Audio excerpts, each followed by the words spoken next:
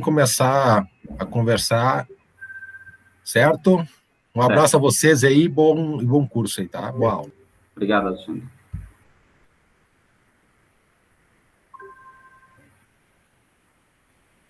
Então, nós estamos aqui no direito condominial e hoje será com o nosso querido e ilustre colega Vanderlei de Lima Macedo, né? O colega ele é especialista na área de trabalho e vai nos brindar com uma temática muito nova, mas não muito tão importante quanto as outras, que eu digo que é uma das áreas mais promissoras do direito condominial, que é o compliance. Fala, Vanderlei, fica à vontade, a sala é sua. Boa tarde, doutor. Primeiramente, eu agradeço ao convite, né? Fico muito satisfeito por receber o convite do senhor para ministrar essa pequena aula aqui sobre noções básicas de compliance condominial. Eu vou começar, né, de uma forma não tão aprofundada, né, até mesmo porque a gente não tem tanto tempo, falando primeiramente sobre o conceito. Igual o professor Henrique falou, compliance é algo novo, realmente considerando assim que atualmente é que vem estourando, né, muita gente falando de compliance, mas que ao mesmo tempo já existia há alguma época. O compliance ele surgiu na virada do século XX nos Estados Unidos, só que no Brasil ele ganhou força em 2013 com a lei anticorrupção, que é a lei 12.846 de 2013, e a investigação do mensalão do Lava Jato, tendo um termo em inglês que significa estar em conformidade. Então, compliance é estar em conformidade. Após surgiu-se o decreto 8.420, né, do ano de 2015, que regulamentou a lei anticorrupção, a lei 12.846. Compliance é comprometer-se com a integridade, respeitando as leis, normas, regulamentações e princípios éticos dos mais determinados setores. Mas, além disso, o compliance visa apresentar soluções para problemas rotineiros e organizacionais. Colocando assim condomínio, né, sobre a temática do condomínio, são vários benefícios para os condomínios. Os impactos do compliance vão além do condomínio, refletindo também na administradora, nos prestadores de serviços, colaboradores, seja por uma contratação direta ou uma terceirização, e demais terceiros que se relacionam com o condomínio, tornando o mesmo mais íntegro, ético, em especial evitando condutas de corrupção e melhorando a convivência entre os moradores, que para um gestor é assim um resultado muito significativo. Por intermédio do compliance, será elaborado um planejamento estratégico, detectando, prevenindo e remediando riscos. É o que a gente fala do DPR, né, que é detectar, prevenir e remediar riscos. O compliance é um princípio de governança corporativa e tem como finalidade otimizar o funcionamento do condomínio. Eu tenho aqui um quadro, doutor, que eu fiz, que eu coloquei aqui na apresentação. Se o senhor permitir que eu não sei se já está liberada a apresentação. Eu posso apresentar? Posso apresentar o meu slide aqui? Claro, fique à vontade, claro.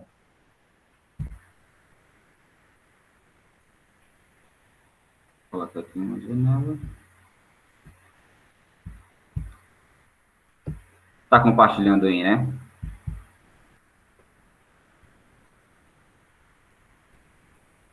Então, acho que já está compartilhando, né? Então, eu trouxe aqui os marcos legais do compliance no Brasil, que em 1998 tem a lei de combate aos crimes de lavagem de dinheiro.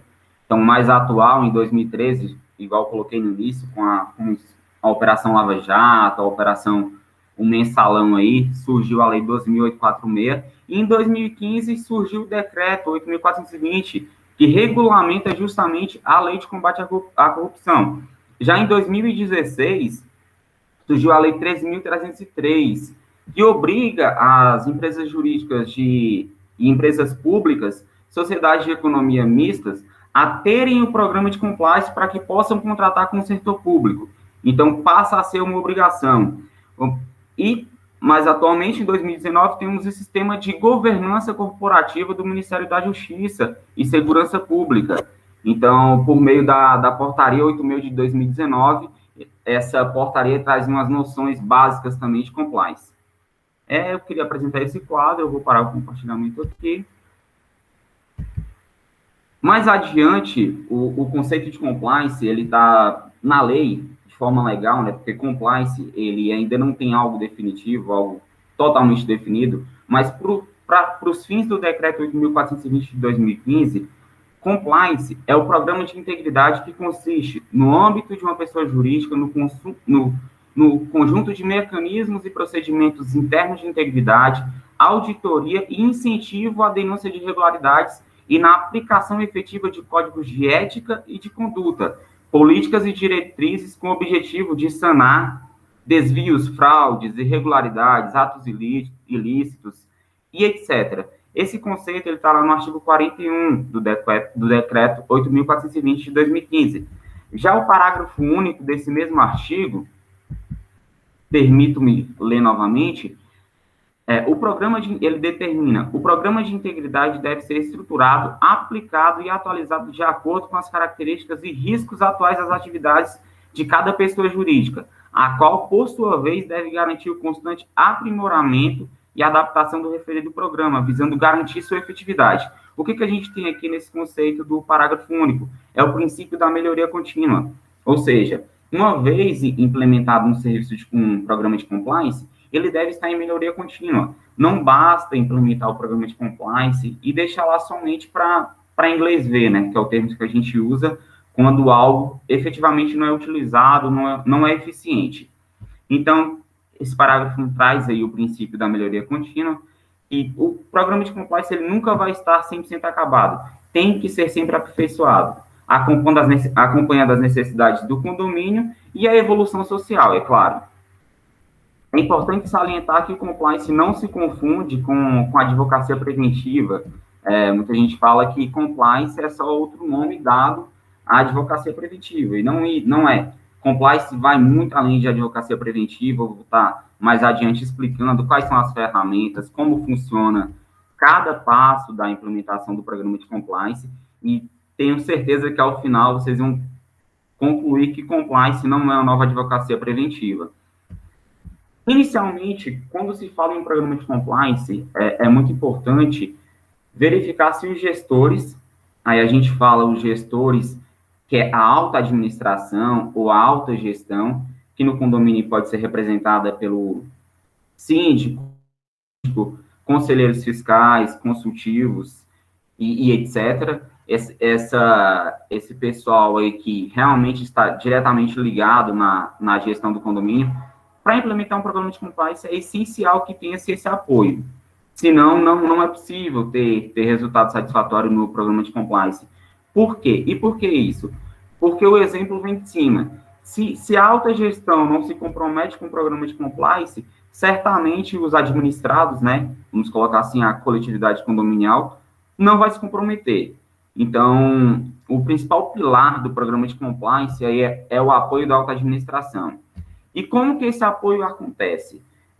Geralmente é com uma carta branca aí, né, para a equipe de compliance ou para o advogado que esteja de compliance tomar decisões independentes, sem influências pessoais e ainda com liberdade financeira para a implementação das ferramentas, de modo satisfatório e funcional. E quais são os benefícios do programa de compliance? Aqui eu trouxe alguns benefícios, né, que eu posso elencar, mas são diversos. São diversos. A redução, né, da judicialização e do passivo do condomínio, a redução de possibilidades de aplicação de multas pelos órgãos de fiscalização, a preservação da imagem e da reputação do condomínio, o aumento da produtividade dos colaboradores do condomínio, a redução da rotatividade dos funcionários de condomínio, que a gente chama aí do turnover, né? Reduzindo, consequentemente, os gastos, né? Quando você tem uma alta rotatividade de funcionários, consequentemente, você tem o quê? Rescisões em curtos períodos de tempo, o que acarreta aí em pagamento de indenizações, multas fundiárias e etc. Então, o programa de compliance ele também visa evitar essa rotatividade. Redução de probabilidade de acidente de trabalho. Ou seja, algumas ferramentas do compliance vão justamente tomar esse cuidado para que não ocorra um acidente de trabalho. E lembrando que mesmo que seja ali um condomínio que opte por uma terceirização dos colaboradores, No acidente de trabalho, a responsabilidade ela é solidária, diferente das verbas rescisórias, que comporta aí, com base legal e na súmula 331 do TST, a responsabilidade subsidiária. Então, o compliance também visa evitar todos esses transtornos. Relacionamento com os stakeholders. O que são os stakeholders? São aqueles que se relacionam com o condomínio. A administradora, a empresa prestadora de serviço, os órgãos de fiscalização, a prefeitura, para aqueles condomínios que ficam em municípios, né? Administradoras e outros. Então, todos que se relacionam com o condomínio vão ter um melhor relacionamento com o programa de compliance, porque o compliance visa justamente isso. Principalmente também os moradores. E mais adiante vocês vão entender o porquê. Agora, mais adiante, eu passo a falar diretamente das ferramentas do programa de compliance. Para implementar um programa de compliance, é necessário um planejamento estratégico. E isso a gente faz com um mapeamento prévio, né? Faz todo um mapeamento de como vai funcionar o programa de compliance para estabelecer diretrizes e tomar o rumo, né, das principais ferramentas, das primeiras ferramentas. Geralmente, a gente tem uma ordem de ferramentas, mas não necessariamente ela deve ser seguida. É possível implementar um programa de compliance parcial? É possível. É possível utilizar somente algumas ferramentas do programa de compliance? Sim. Então, inicialmente, a gente vai fazer essa análise prévia, né, o planejamento estratégico, e definir como se fosse realmente uma empresa, né, qual é a missão, o que os gestores veem como missão, né, como visão e valores do condomínio. E de forma simples, assim, não comparada diretamente de forma muito igualitária a uma empresa, porque a finalidade é outra, o condomínio não tem finalidade lucrativa, diferente de uma empresa e etc., mas a missão é qual o intuito do condomínio e para quem? Qual o intuito do condomínio e para quem? O intuito é trazer, vamos dar um exemplo, trazer uma moradia sadia, salubre, com sossego e segurança para os moradores da coletividade condominial. Então, certamente, aí a gente já tem uma missão, uma visão, como que o condomínio se vê daqui a 10 anos, a 20 anos, e onde ele quer chegar daqui a esse período. Quais são as benfeitorias, quais são os planejamentos, e, por último, os valores. Qualidades em destaque e vantagens do condomínio. Preservar aí pela boa convivência dos moradores, pela boa utilização, com responsabilidade e segurança das áreas comuns, dos espaços comuns e etc. Então, esse é o primeiro passo do programa de compliance, é o planejamento estratégico. Entrando mais adiante diretamente nas ferramentas, a gente passa, primeiramente, eu acho que essa é uma das fases mais, que é o gerenciamento, a gestão de riscos. No gerenciamento de riscos, a finalidade é estudar todas as relações do condomínio e estudar quais são os riscos dela. São auxiliares no gerenciamento de riscos a auditoria investigativa, a pesquisa de clima organizacional com os colaboradores, a pesquisa de satisfação com os moradores e demais ferramentas que serão expostas adiante para a elaboração da matriz de riscos e do plano de ação. Aqui, no gerenciamento, na gestão de riscos, é como passar por um túnel escuro e analisar quais serão os riscos para chegar até o fim dele, de forma detalhada. Ou seja, quais são os riscos que eu vou enfrentar para chegar no fim desse túnel? Quais são os riscos que eu vou enfrentar? Quais são os riscos que estão presentes no condomínio que eu tenho que fazer um plano de ação para resolver esses problemas? E aí a gente pensa em um plano estratégico que eu vou mostrar aqui de forma bem superficial como que a gente trabalha em cima disso. No processo de identificação de riscos, com a ajuda da auditoria, que é outra ferramenta extremamente importante nesse mapeamento, podem ser empregados os seguintes questionamentos para a autogestão, para os gestores. O que pode dar errado na gestão? É um questionamento. O que pode dar certo? Como podem ocorrer falhas? Onde o condomínio é vulnerável? Qual é o ativo líquido e de uso alternativo do condomínio? Por exemplo, o fundo de reserva, foi implementado um fundo de obras, e etc. Como o condomínio pode ser roubado ou furtado? Quais são os riscos de segurança do condomínio? existe previsão interna no regimento, na convenção, decisão de assembleia, sobre a responsabilização do condomínio em caso de roubos e furtos no interior do condomínio? A gente sabe que tem essa discussão, com certeza o doutor Henrique já explicou muito bem para vocês, sobre a responsabilização do condomínio em caso de furto ou roubo no interior. A jurisprudência entende, majoritária entende, que tem que ter previsão expressa nos regulamentos internos, nos documentos internos, sobre essa responsabilidade. Onde gastamos mais dinheiro? É outra pergunta também que pode ser perguntada pode ser apresentada para o gestor, né? Para que se possa fazer um mapeamento de riscos. Quais são as maiores exposições aos riscos legais? Tem algo muito vulnerável no condomínio que o gestor queira passar para o advogado ou para a equipe de compliance, para que sim possa se montar um plano estratégico? Existem controles internos? Por exemplo, limite máximo, limite mínimo e limite máximo de gasto mensal extraordinário pelo gestor? Em qual limite de gasto extraordinário que o conselho fiscal, para aqueles condomínios que têm conselho fiscal, deve intervir? Para qual gasto extraordinário máximo a Assembleia deve decidir? Então, esses são os controles internos. E além desses questionamentos, são diversos outros que podem ser aplicados dependendo da necessidade do condomínio.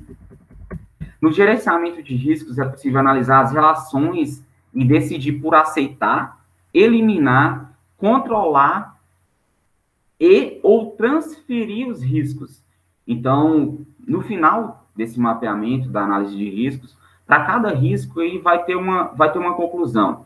Esse risco é necessário, a gente tem que aceitar, porque não tem possibilidade de eliminar, controlar ou transferir ele. Então, se tem esse risco, é necessário aceitar, mas aceitar não de qualquer forma, aceitar com monitoramento.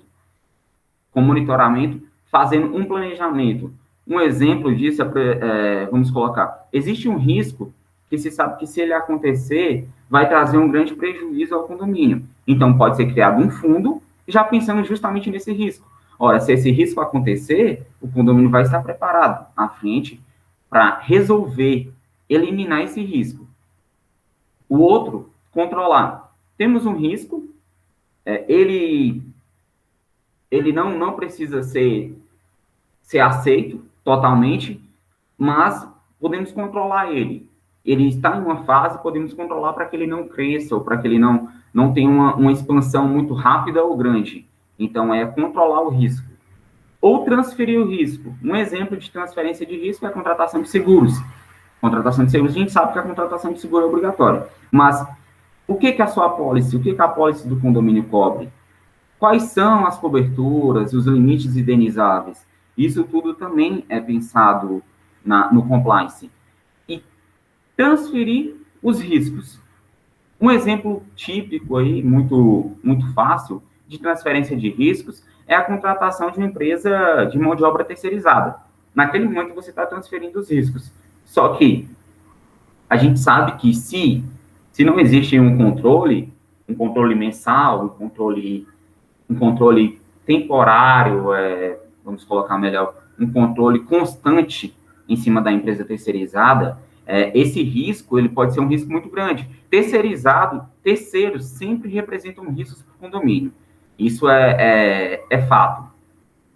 Mas um exemplo de transferência de riscos é, sim, a contratação de empresa terceirizada de mão de obra.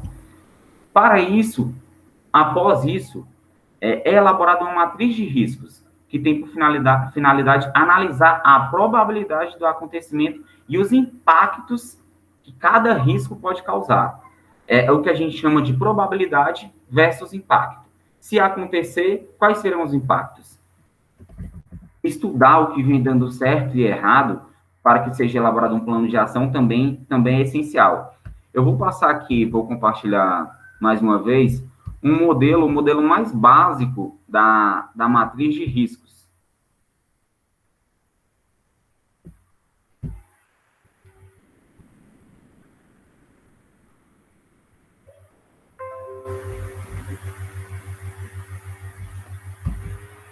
Acho que já está aparecendo aí para vocês, né?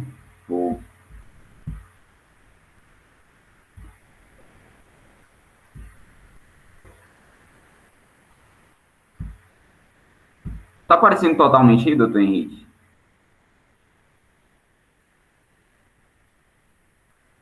Ele não me ouviu.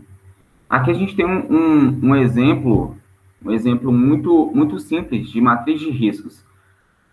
São cinco tópicos aqui, onde a gente elenca risco, ações para mitigar, responsável, prazo e classificação do risco.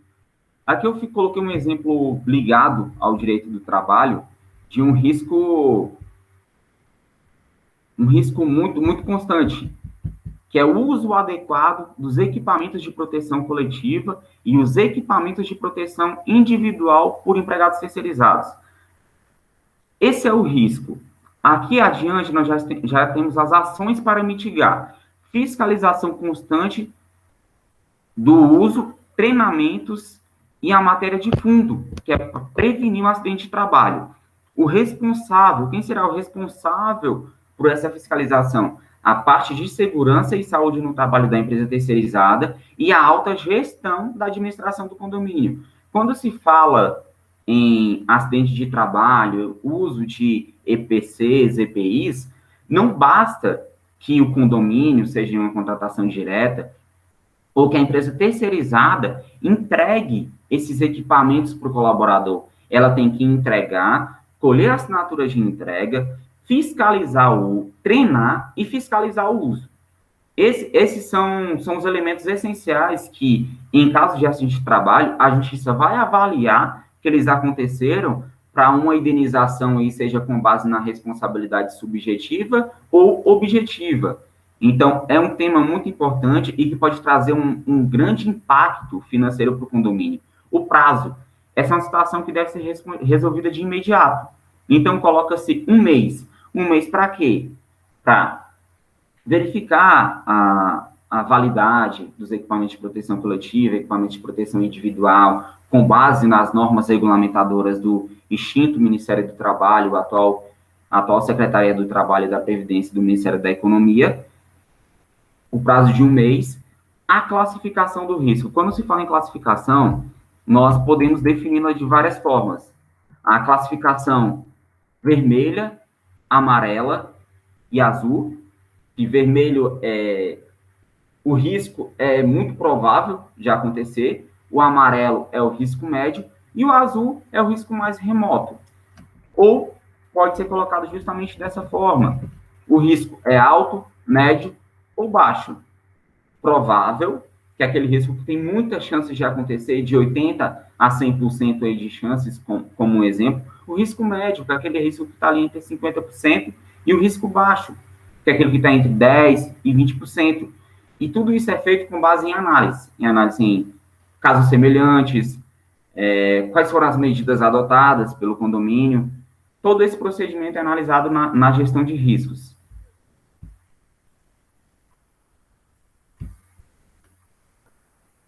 Também, na matriz de riscos, nós analisamos esses fatores com base em outras ferramentas. Temos também o COSO, né, que é um sistema criado por uma organização privada nos Estados Unidos em 1985, que traz esses elementos para se fazer a análise e a matriz de riscos.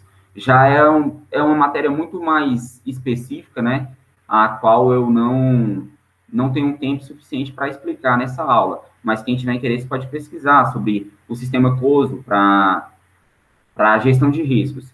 Outro sistema também é o ISO 31000, que também pode ser utilizado para essa gestão de riscos e elaboração da matriz de riscos.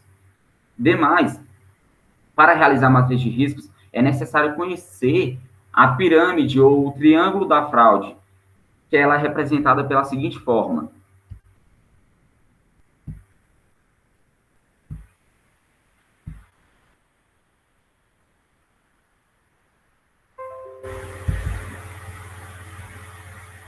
Estou compartilhando aqui com vocês agora a pirâmide da fraude, o triângulo da fraude. O triângulo da fraude ele acontece com 3 situações, que é a pressão, a força financeira ou emocional que encoraja a fraude, a oportunidade, que é a habilidade para executar o plano sem consequências, aqui colocando principalmente na figura do gestor, do síndico aí, ele pensa, posso fazer que eu não vou ter consequências. Aqui está vulnerável, a situação está vulnerável e eu tenho uma cobertura aqui, então as chances de ter consequências são mínimas. E a racionalização, que é a justificação pessoal da ação desonesta de determinada pessoa. Aqui, no caso, a gente coloca, no caso, o síndico, né, o gestor, e no caso de empresa serão aí os seus, né, a alta gestão, o gerente, etc. Então, essa é a pirâmide ou o triângulo da fraude, que é muito importante quando se fala em riscos financeiros. Então, a pirâmide ela é usada especialmente quando se fala em riscos financeiros. A gestão de risco é uma das fases mais importantes, como eu já coloquei do programa de compliance, posto que ela vai analisar a relação com o condomínio e o cumprimento das regras aplicáveis.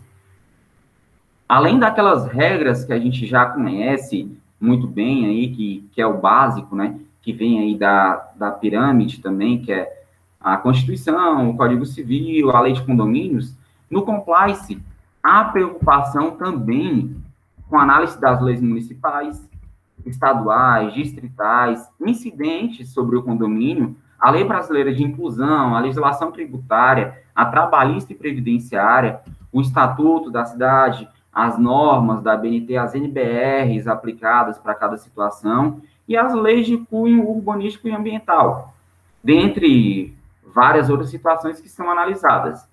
Então, essa é uma das principais ferramentas, né, do programa de compliance, que é a análise de riscos, e como é um auxiliar para análise de riscos, eu passo agora a falar da auditoria.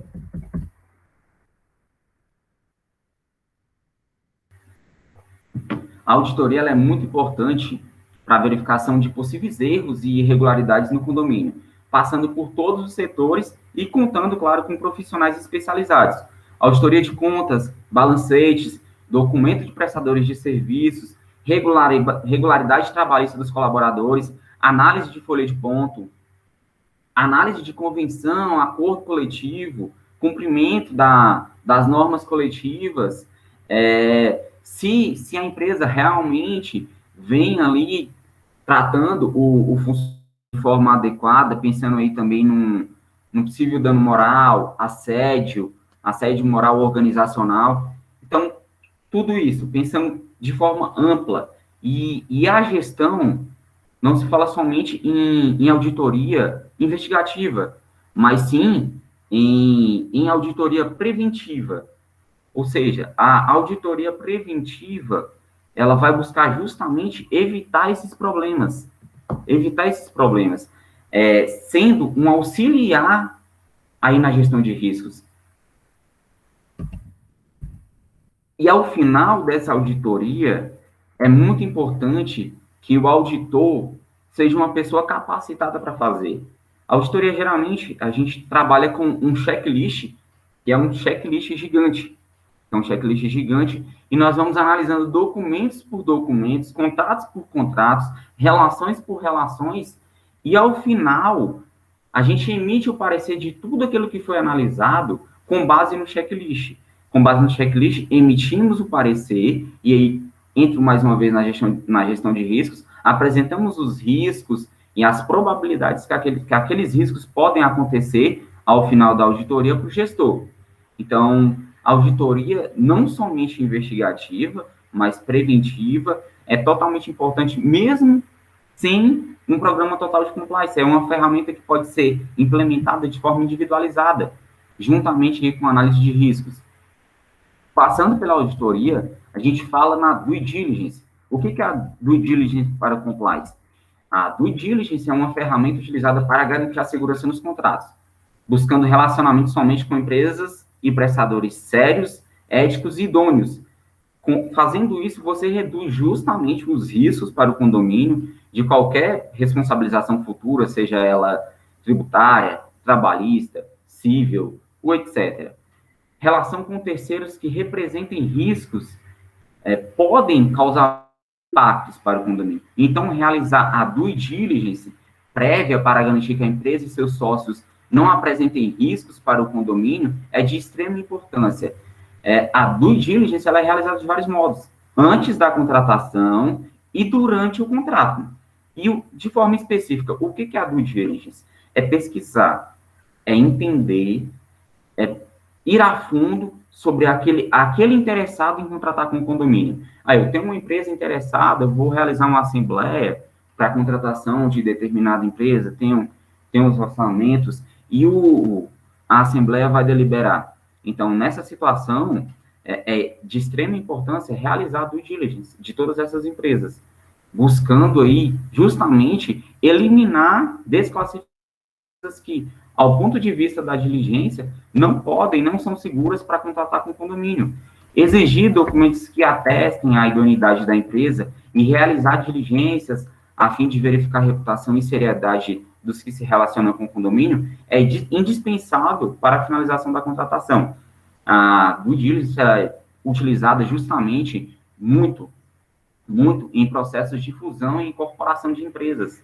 Então, quando as empresas buscam ali fazer uma incorporação, uma fusão, já existem escritórios especializados somente em fazer essa diligência, que é a due diligence, e tem já sistemas prontos para fazer justamente essa diligência. É algo que leva aí, contando com uma empresa de grande porte ou de médio porte, 1 mês, 2 meses com uma boa equipe.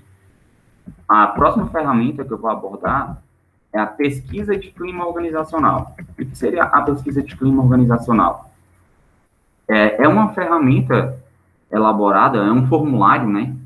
Um formulário que é distribuído de forma anônima, né? Aos colaboradores, principalmente aos colaboradores do condomínio, para perceber, né?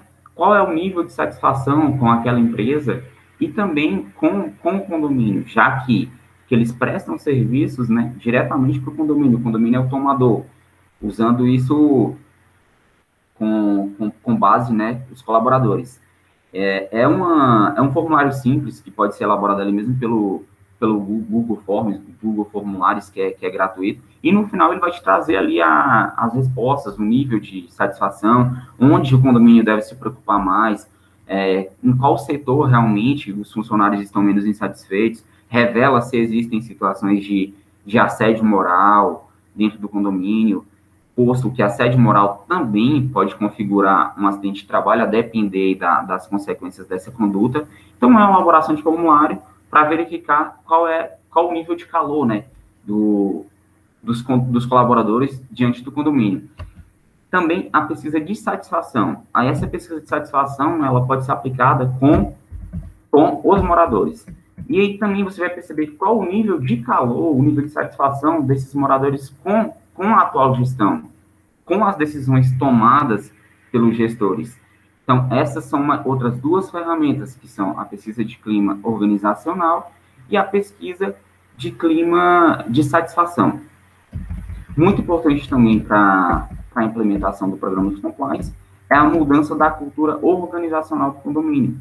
É considerado um dos principais desafios do programa, posto que a mudança da cultura dos moradores, dos gestores, dos colaboradores, dos prestadores e etc., é muito complicado, pois as pessoas pensam e agem de forma diferente, já estão acostumadas ali com um padrão, vamos colocar assim. Então, trabalha-se com o tempo essa mudança de cultura e funciona. Com o tempo, os resultados surgem. Pensa-se na mudança de cultura organizacional, naquela frase que integridade é fazer o certo, mesmo quando ninguém estiver olhando.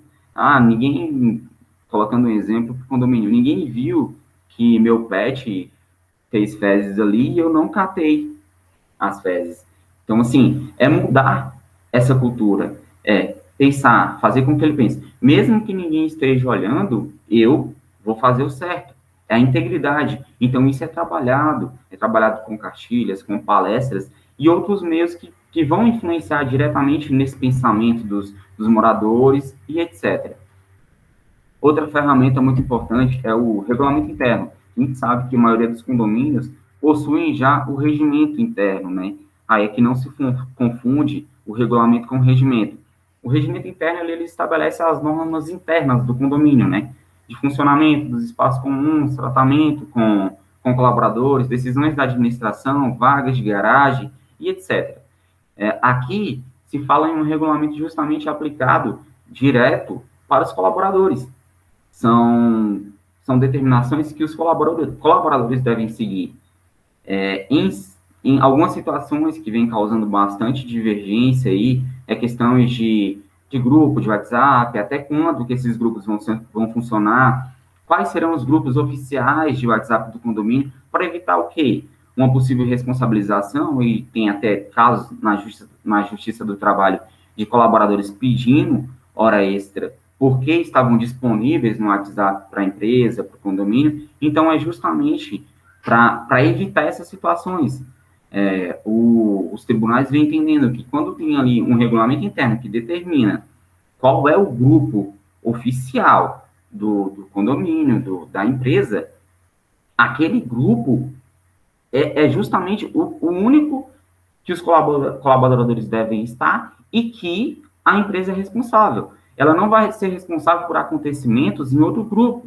Por exemplo, um caso de agressão moral entre colaboradores, um gerente ali que se desentende, um encarregado que se desentende com o colaborador e acaba efetuando ofensas morais. Então, o regulamento interno, ele é bem complexo mesmo, ele pode trazer várias disposições, que deve ser tema aí somente de uma aula. Então, nessa situação, o básico, a finalidade é justamente isso, regularizar ali, regulamentar todas as situações entre os colaboradores e o condomínio. Mas o condomínio, ele contrata uma empresa terceirizada. Você pode exigir que essa empresa terceirizada tenha um regulamento interno, que essa empresa terceirizada tenha um regulamento interno para contratar com o condomínio. Ou se ela não tem e já está contratada, dá-se um período para que ela regularize essa situação, posto que é de extrema importância o regulamento interno. E outra ferramenta que é totalmente importante também é o Código de Conduta, que é uma das principais ferramentas do programa de compliance, trazendo modelo de empresas, porque compliance para condomínios é muito raro, conheço poucos condomínios que têm, implementa algumas ferramentas, mas poucos condomínios têm um programa completo, conheço um em São Paulo que tem, mas não é comum. O código de conduta, ele vai buscar relacionar, né, buscar regulamentar as relações do condomínio com os terceiros. Diferente do regulamento, o código de conduta, ele vai trazer as relações externas do condomínio, determina quais são as condutas que o condomínio espera daqueles que se relacionam com ele. Um exemplo típico que pode constar no código de conduta é o conflito de interesse entre os membros da alta gestão. Por exemplo, suponha que, em determinado momento, o condomínio ele entrou com uma ação contra um morador, vamos colocar uma ação de reparação de danos, e futuramente, no trâmite dessa ação, esse morador se tornou síndico. Aí nós temos um defeito na representação do condomínio. Por quê? Porque o síndico ele é representado ativo e passivamente, o condomínio é representado ativo e passivamente pelo síndico. Então, aí nós temos um conflito de interesse. E esse conflito de interesse ele pode constar justamente no Código de Conduta. Se não tiver previsão na convenção do condomínio, que raramente tem essa previsão de conflito de interesse na convenção ou no regimento interno, ele vai constar lá no Código de Conduta. Eu já passei por uma situação, justamente essa que eu coloquei. Teve uma ação de reparação contra um condômino que à época não era síndico e futuramente ele foi eleito. O magistrado pediu a suspensão aí do processo por 30 dias e determinou que o condomínio realizasse uma assembleia e naquela assembleia que fosse nomeado um representante para o condomínio somente naquela ação, contra o síndico, uma ação que tramita contra o síndico. Então, o Código de Conduta vai justamente resolver esses problemas. O código de conduta também, ele pode trazer aí quais são as condutas que ele espera dos entregadores, dos visitantes, posto que são terceiros, né? Que é o lado externo do condomínio. Apesar de já ter previsão aí com relação aos visitantes na maioria dos regimentos internos, mas pelo que eu vejo aqui são bem vagas, né? Então, o código de conduta pode justamente trazer isso. Mais adiante, a gente fala em políticas internas. Aqui é uma ferramenta muito prática mesmo, que pode ajudar aí o condomínio no dia a dia. É que a gente fala em praticidade, eu falei lá no início, em praticidade, organização e o melhor funcionamento, a melhoria contínua do condomínio. As políticas internas, elas vão determinar quais os procedimentos devem ser adotados em determinadas situações. Por exemplo, qual é o procedimento que eu posso adotar na entrega de mercadorias, de alimentos? Qual o procedimento que o colaborador deve adotar em situações de assédio moral, praticado ali por um morador, porque pode sim acontecer essas situações. Como o síndico e demais devem agir em situações de violência doméstica no condomínio, como os interessados devem agir em situações de maus tratos animais no interior do condomínio, ainda mais com as recentes mudanças legislativas que nós tivemos sobre essas matérias, em especial aí no Distrito Federal, a obrigatoriedade do síndico de denunciar casos de maus tratos, violência doméstica. Qual vai ser o procedimento daquele colaborador que presencia uma situação de violência doméstica? Ele pode intervir, é aconselhado que ele intervenha, ele tem poder ostensivo, ele tem poder repressivo, isso tudo pode constar na política para evitar futuras perdas. As futuras perdas podem vir no como? Vamos supor-se que um porteiro que não tem aí o poder ostensivo, né? Poder ostensivo, intervenha em uma violência doméstica, uma situação de violência doméstica, e venha a sofrer uma agressão, venha a acontecer uma situação até pior, um óbito. É acidente de trabalho. Acidente de trabalho, as indenizações são gigantes. Tem um dano moral por ricochete, onde a família tem o direito à indenização por dano moral, pensão vitalícia, se tiver filhos menores, dependentes ali, filhos incapazes. Então, tudo isso é pensado. E como que a política vai determinar? Vai ter ali qual o procedimento que deve ser adotado em determinada situação. E se o colaborador não adota aquele procedimento, ele está sujeito à punição. Por quê? Porque essas políticas, elas vão ser apresentadas para o colaborador, ele vai ser treinado sobre essas políticas, ele vai assinar um documento, uma ata, dizendo que participou daquele treinamento. E o que eu faço? O que eu ainda faço? Eu faço um questionário.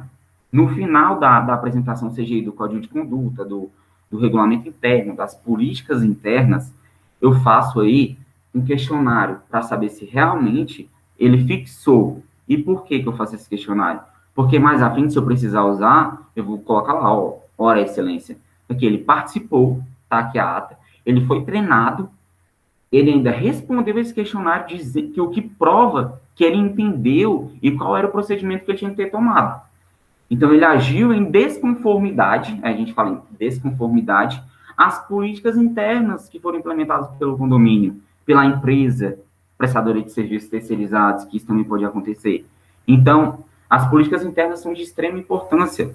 Pensar com essa visão, além daquela velha advocacia condominial, aquela velha advocacia pensando somente aí no litígio, na demanda, nas situações que chegam ali no dia a dia por meio de consulta, seja ela escrita ou verbal, por parecer, não coaduna com o programa de compliance. O programa de compliance vai muito além, e é igual eu coloquei para vocês, vai além e muito além da advocacia preventiva. Agora, adiante, eu falo do canal de denúncias, que é uma das principais ferramentas também do programa de compliance. O canal de denúncias vem sendo utilizado aí hoje mesmo, colocando-se em compliance condominial e compliance empresarial também, em diversos ramos, diversas empresas de grande, pequeno, médio porte. Por quê? O que é o canal de denúncias?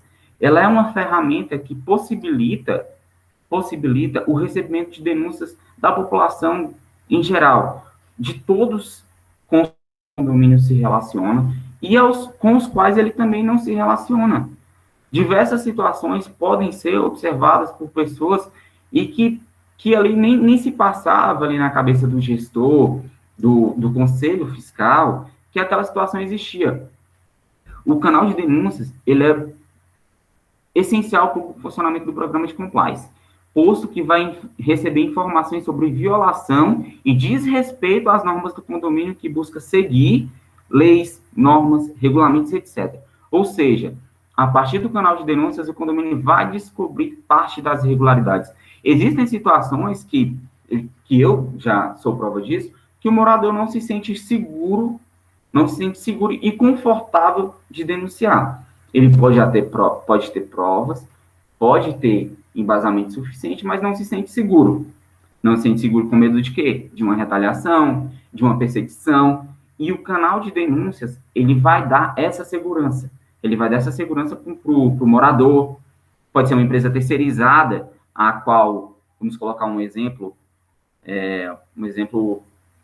muito, muito simples, a qual o síndico pediu valores em benefício dessa empresa. Então, pode ser que essa própria empresa ela não coadune com essa conduta, mas não tenha segurança para denunciar. E com o canal de denúncias, por ser anônimo, ele vai ganhar essa segurança.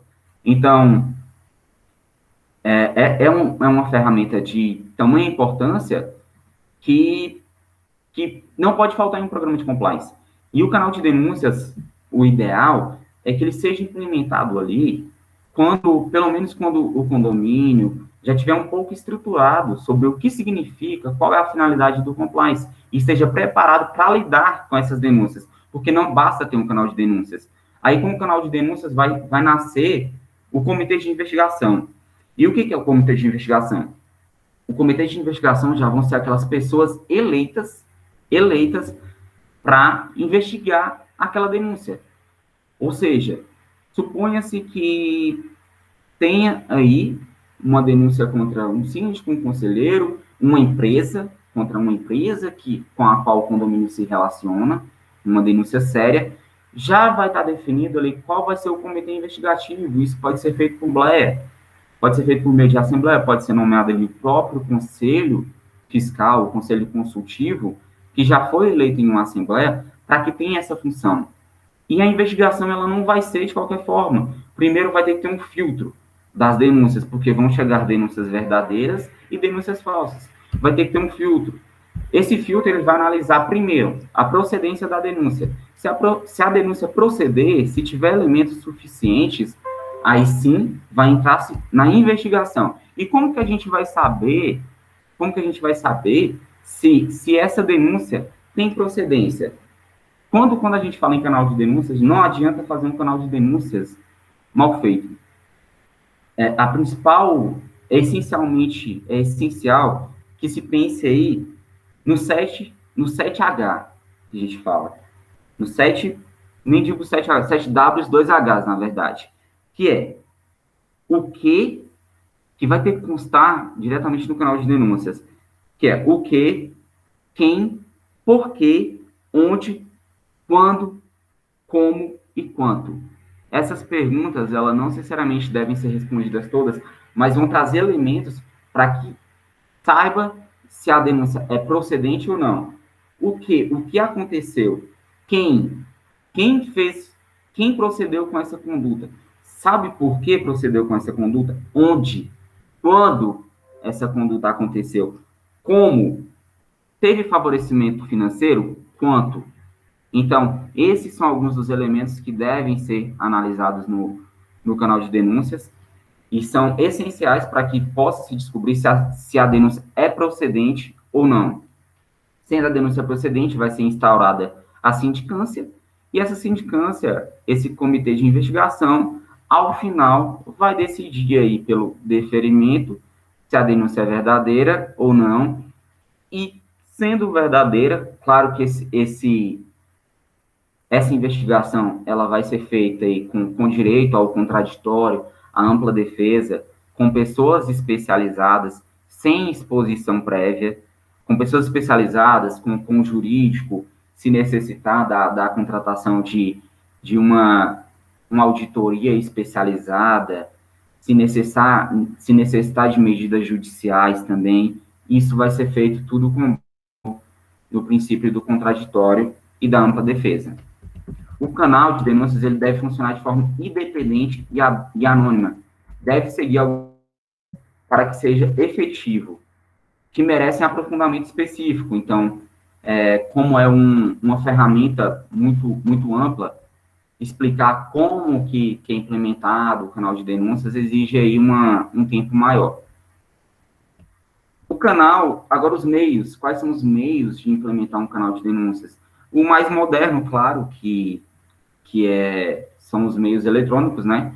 Ou um aplicativo do condomínio, onde tem um campo para denúncias, ou o site também que tenha o campo para denúncias, e também pode ser pelo modelo arcaico, né? Que a gente fala, que são as urnas. As costumam ser menos efetivas, né? Porque hoje, de qualquer lugar, quase todas as pessoas têm acesso à internet e podem fazer essa denúncia por meios eletrônicos. Mais adiante, a gente fala também em treinamentos. Os treinamentos são também de grande valia para o programa de compliance. Afinal, a prática leva ao aperfeiçoamento. E quanto mais aperfeiçoada aquela situação, aquela política, aquele regulamento, melhor ele vai funcionar. Devem existir treinamentos constantes.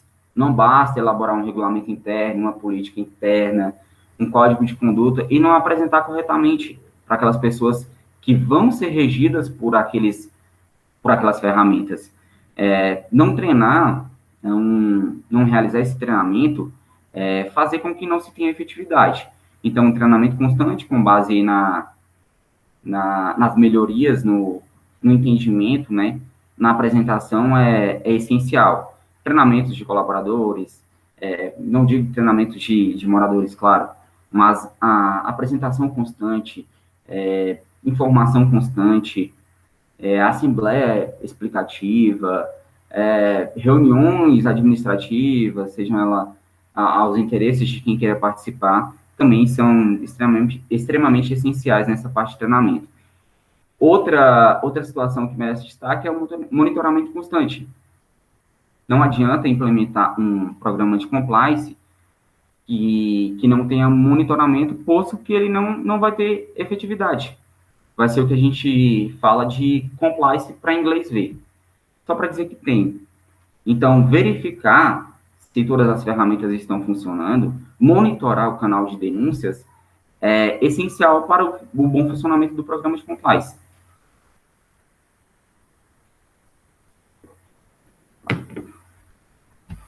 Compliance também é um grande auxiliar à LGPD. Hoje, a Lei Geral de Proteção de Dados, em total vigência, né, totalmente aplicável aos condomínios, e alguns condomínios não vêm tendo essa percepção de que é algo muito sério, de que as multas são bem altas, chegando a milhões de reais.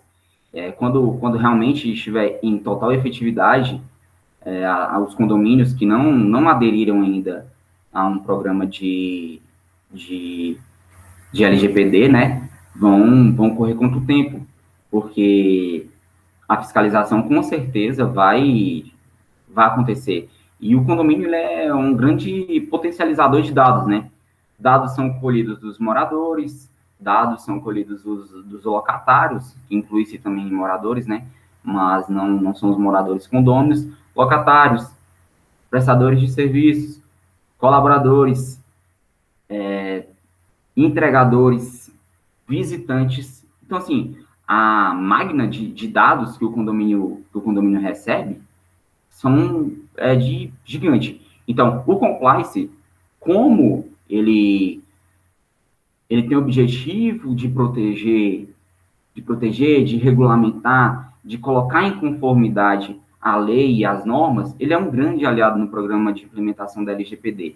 já que o objetivo da LGPD é proteger a privacidade dos titulares dos dados e impedir que abusem de informação utilizando-a sem consentimento do titular ou tornando públicos dados sensíveis. Então, compliance é uma área de organização responsável que pode garantir a atuação de acordo com a lei e com as melhores práticas, contando com o auxílio, né, pessoas lá nomeadas na Lei Geral de Proteção de Dados, né, como os guardiões, né, da LGPD.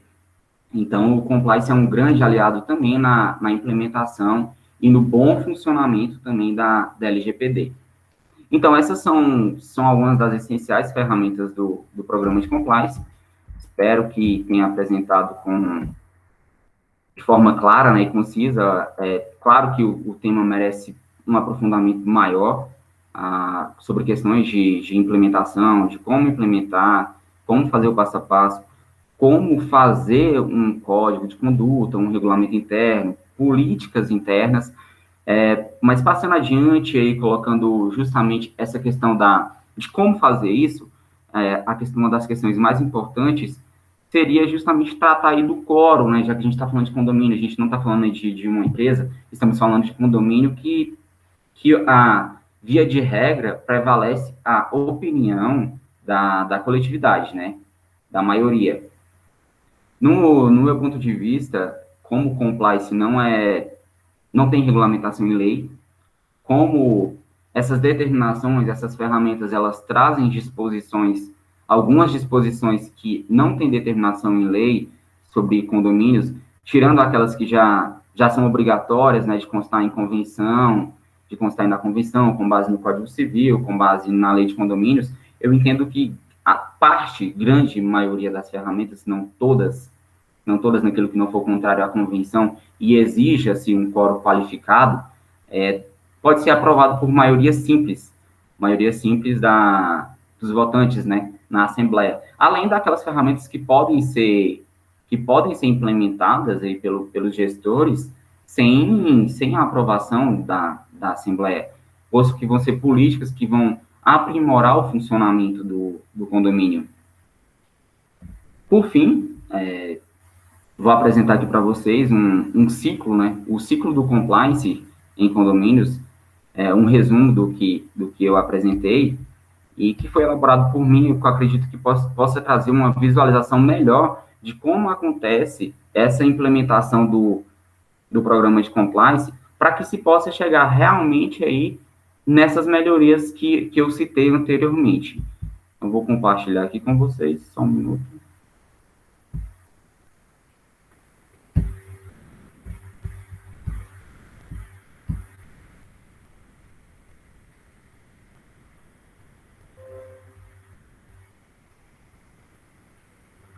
Que já está compartilhando. Primeiro passo, pessoal, igual eu coloquei, essencial, de extrema importância, e sem ele certamente não vai acontecer, que é o comprometimento da autogestão do condomínio com a mudança da cultura organizacional. Ou seja, para se implementar um programa de compliance, tem que ter o apoio da autogestão, e ela tem que ser a primeira a seguir o programa de compliance, já que o exemplo vem de cima. Mais adiante, a gente fala do due diligence, que é aquela análise de todos os contratos e integridade dos que se relacionam com o condomínio. Mais para frente também, a gente tem a realização das pesquisas de clima de satisfação, auditorias, avaliando possíveis riscos e criar um plano de ação, o PDR. O que é o PDR? Que é prevenir, detectar e remediar. A finalidade aí do programa de compliance, óbvio, que é prevenir, fazer com que o evento não aconteça.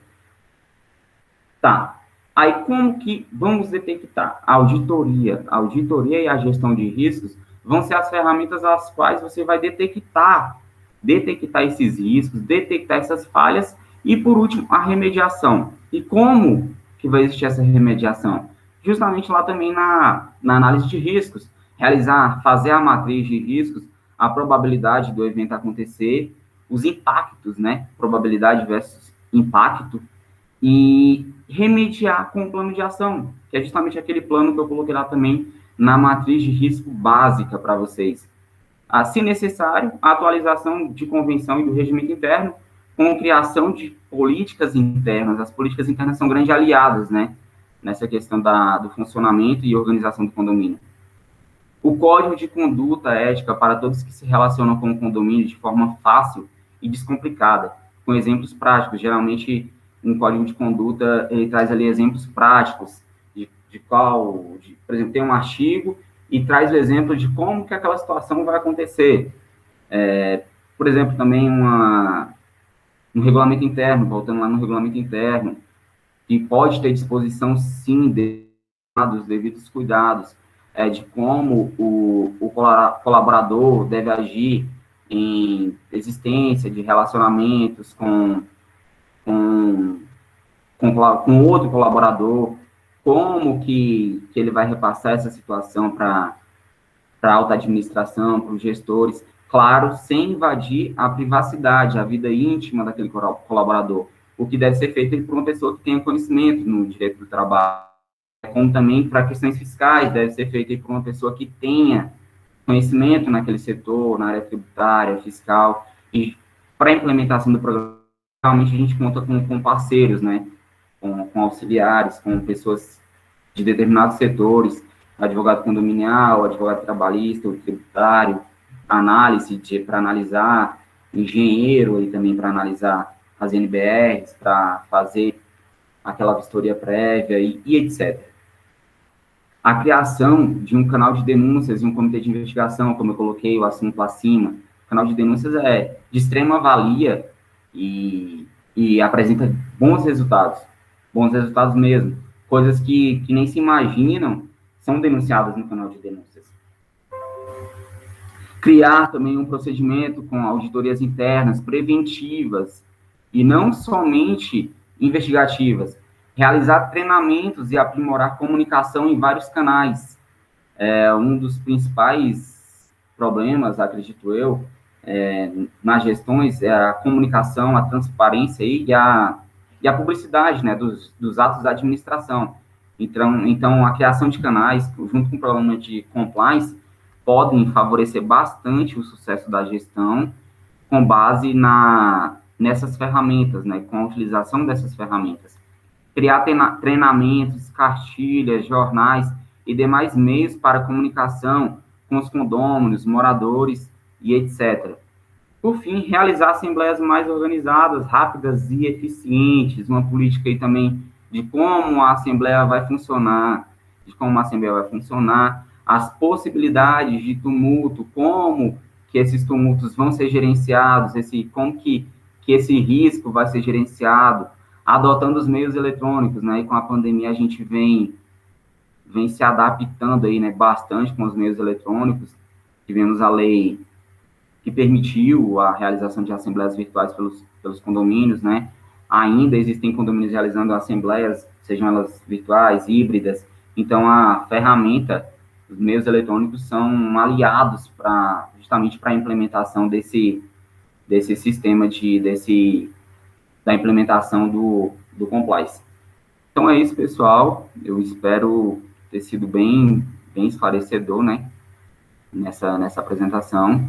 E, mais uma vez, somente agradeço ao convite do Dr. Henrique para apresentar o compliance para vocês.